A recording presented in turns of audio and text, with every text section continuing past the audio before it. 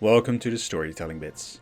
Now we're here, 6 episodes later, and I've spoken about some of the more major storytelling issues within The Last Jedi. I've made an attempt at clarifying why, on a storytelling level, this movie sadly fails many times. Whether I've succeeded in that is up for you to decide. In this video, however, I'll want to address some minor issues that didn't warrant their own video, but I still think are worth mentioning.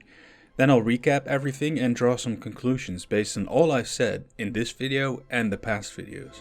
So without further ado, let's get to it.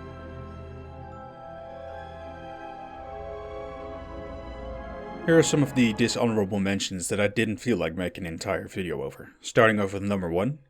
The love between Rose Tico and Finn and contradicting themes, or rather lack of love. Rose Tico is introduced shortly after the opening scene of the movie. While Finn tries to escape, he finds her close to the escape pods, crying. Her sister, Paige, is the brave lady who sacrificed herself when the bombers came in to destroy the dreadnought. Rose is introduced as a mechanic, yet she goes with Finn to Canto Bight. For all the stuff that happens over there, she is pushed into an important position as a major player in this movie. While there, she offers some exposition about her character and some semi-political messaging of how the rich profit from the poor and capitalism blah blah blah blah. Anyway, we've talked about this and how it doesn't sit well thematically. Just like everyone else, she ends up on Crate with the rest of the resistance where she stops Finn from sacrificing himself. A serious anticlimax to an otherwise wonderful conclusion of a character. An ex-stormtrooper that finally decided what to fight for, what to give his life for, and Rose ruins it. Then she says, "We should save the things we love, not fight the things we hate." A fine motto on its own, I guess, but considering her sister sacrificed herself for her to live, and Holdo did the same not too long ago, I'd say thematically it makes no sense whatsoever. Again, a theme is a constant recurring thing in a movie, and contradicting that theme is detrimental to the impact of your story. Dishonorable mention number 2. Hyperspace Fatality. Seeing Holdo use hyperspace with the Raddus to drill through the Supremacy and a couple more Star Destroyers. Is that what they're called? Star Destroyers? Or are they different? Whatever. It was pretty amazing to see. The sound went quiet, no music, just visuals and then a loud boom. Aesthetically, wonderful. Continuity-wise, not so much. Retroactively, much like with all the new Force abilities, it makes you wonder why this has never been tried before. Just put some droids on a ship, have them take over, and drill these ships, these vessels, through any Star Destroyer or even the Death Star. The term retcon comes to mind. It means that, retroactively, the story messes with the continuity of earlier parts/episodes. Star Wars Rogue One, for example, revolves around one giant retcon, establishing that the shaft in the Death Star was deliberate for the sake of destroying it. Though retconning something usually means correcting something retroactively, using a ship as a torpedo with the use of lightspeed sooner creates a problem than resolving one. I saw a video the other day about how this was never used before because ships are supposedly expensive and in short supply mainly due to their hyperdrive, which is established to be pricey. Also, in the case of the power of the impact, size matters. The video specifically zoomed in on why this was never done to the Death Star, for example, and it argued that no Rebel frigate could cause sufficient damage were it to use this move, all because of the difference in size. I mention this only because it sounds plausible, but it remains a plot point in The Last Jedi that probably should have been carefully considered a bit more before going through with it. Dishonorable mention number 3. The humor. There were funny moments, there were less funny moments, and then there were moments where I chuckled, but a moment later fought with a smile hiding real pain. Oh my god, did they just really do that? Now, I said I would look at this movie with a storytelling perspective, so I'm not gonna name every joke that did or did not land. But humor, especially in a movie, serves a storytelling purpose just as much as an action sequence or a character death does. Which is why there are 2 funny moments that stand out in particular. Which is number 1, Poe Dameron's prank call with General Hux, and number 2, Luke tossing the lightsaber over his shoulder. In the opening of the movie, when Poe approaches the dreadnought and establishes contact with General Hux, Poe says nothing while Hux spouts his typical tyrannical things.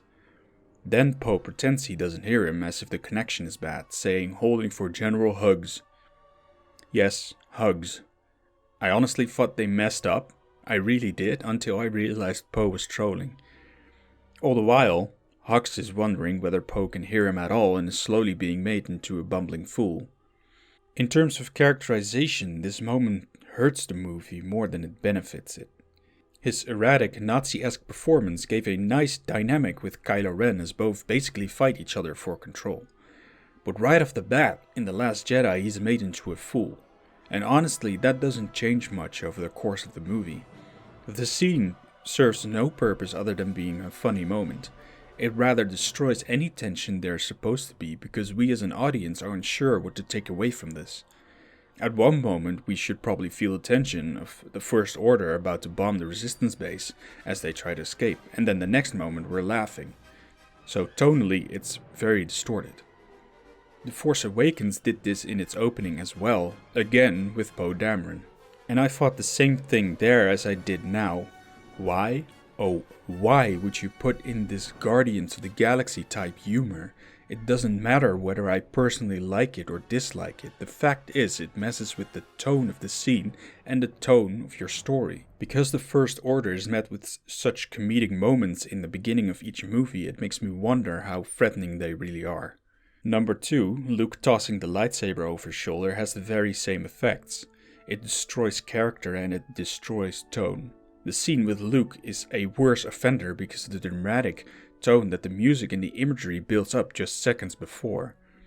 In fact, it was the last scene of The Force Awakens, hyping it up as this dramatic first meeting between Rey and Luke reuniting with his old lightsaber. But no, he tosses it over his shoulder.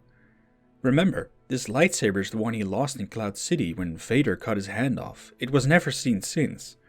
In The Force Awakens, it suddenly pops up again without explanation.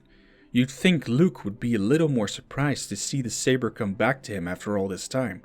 Yet the drama and the anticipation is thrown away, thrown in the trash for a laugh.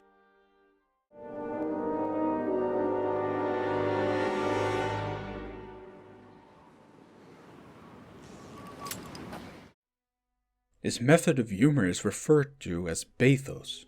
Roughly explained, it is the storyteller building a scene, creating expectation, and then flipping it upside down for a dramatic, or in The Last Jedi's case, comedic effect.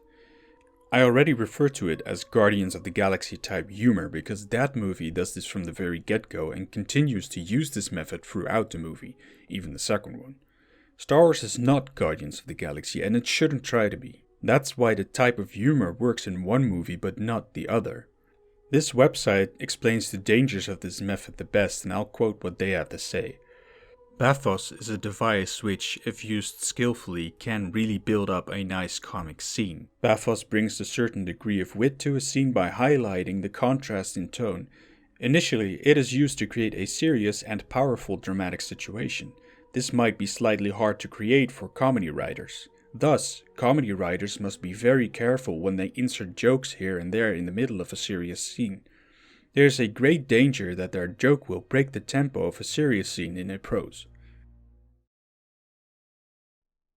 Honestly, and it's sad to say, there's a lot more to complain about this movie, but I would definitely enter the realm of nitpicking and step out of the boundaries of storytelling aspects.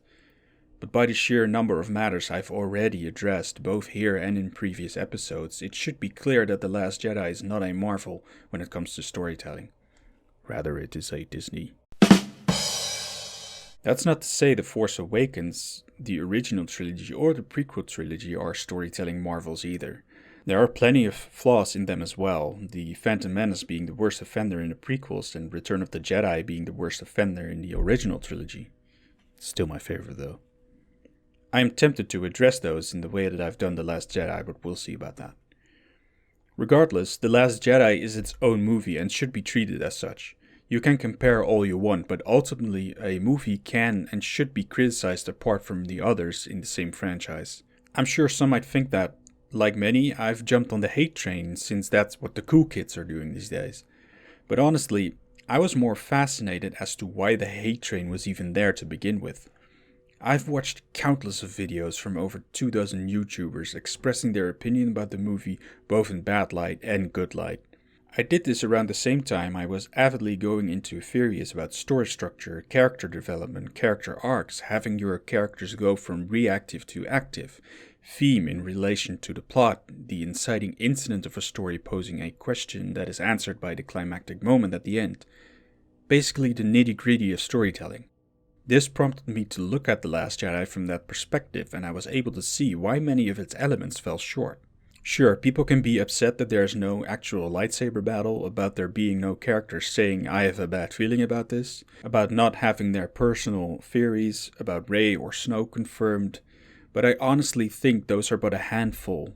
I think the true disappointment comes from the faulty storytelling, from the storytelling elements gone wrong, as I've explained in the past 6 videos.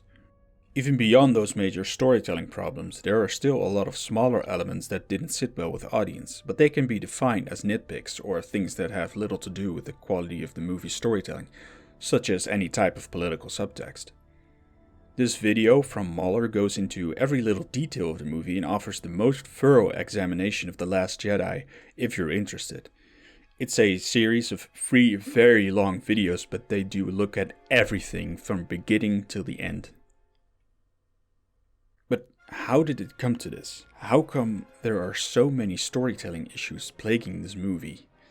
Well, there is more than one reason, I'm sure, but the most important one is Rian Johnson having all the freedom to do whatever he wanted, which resulted in him tossing out all of J.J. Abrams' ideas. Many, perhaps all plot points J.J. Abrams established were ended by Rian Johnson in The Last Jedi, which begs the question, what is there to look forward to? Rey's parents are no longer a thing, Snoke is no longer a thing, Luke is no longer a thing, neither Kylo Ren nor Rey are in grey areas anymore, their stances within the conflict are pretty clear. All the plot lines have been cut off and no new ones have been established. That is bad for a second movie in a trilogy. Look at any of the blockbuster trilogies with overarching stories of the past decades. Look specifically at the end of the second movie and you'll find they have some loose threads that hook you into the last movie. Pirates of the Caribbean, Dead Man's Chest, The Matrix Reloaded, The Lord of the Rings, The Two Towers, they all do it. Hell, Empire Strikes Back and Attack of the Clones managed to do this. There is only the conflict between the First Order and the Resistance, but seeing how the Resistance is seemingly in single digits when it comes to people, you have to wonder what in the far and wide galaxy they're gonna do. Either way, the only conflict remaining is the external conflict. There is no internal conflict, meaning conflict within individual characters.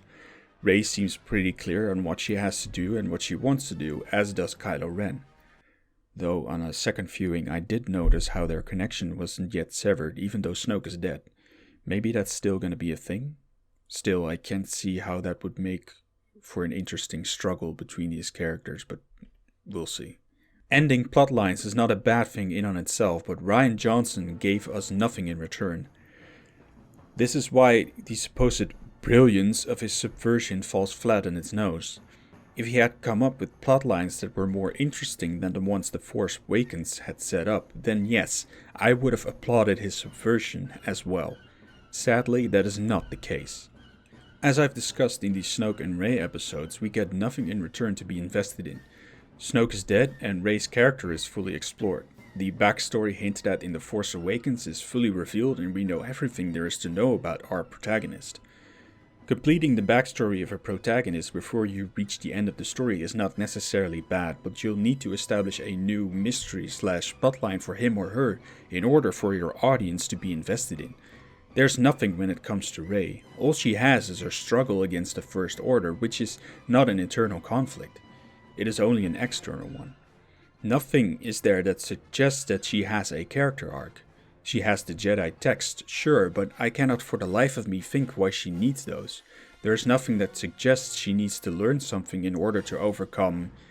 what exactly? Defeating Kylo Ren?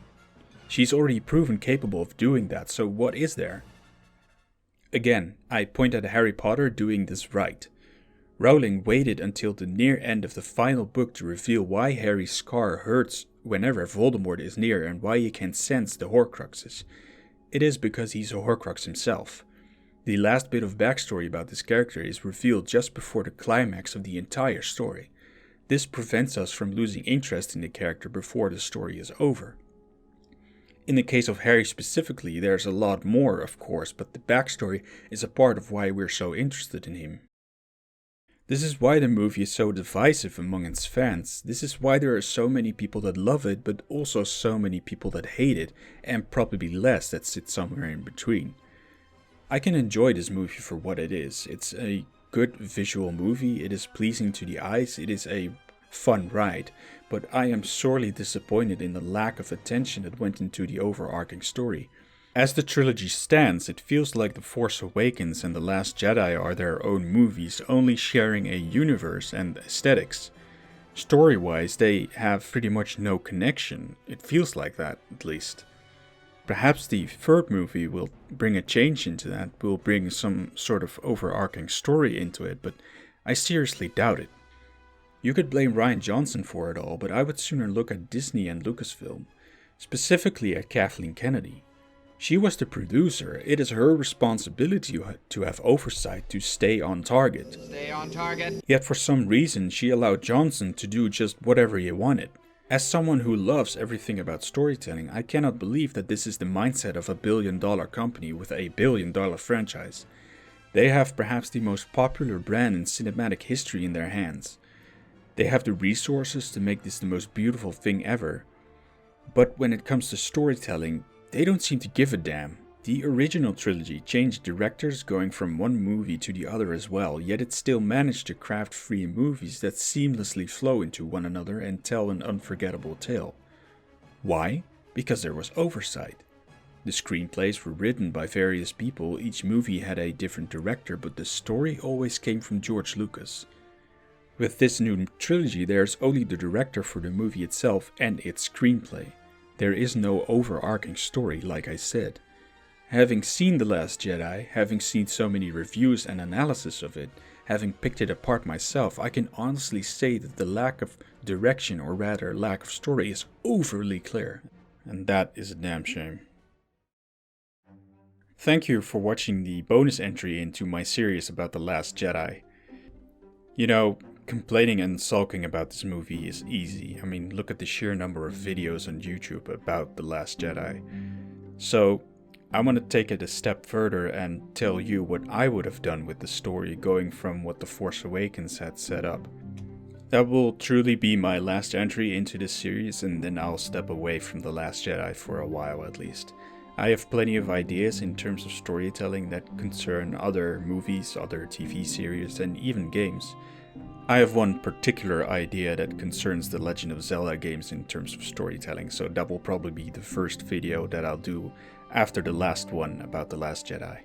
If you have anything to say about this video, about my way of telling things or about its contents, please leave a comment below in the comment section. I always love a good discussion and I'm always willing to listen to feedback.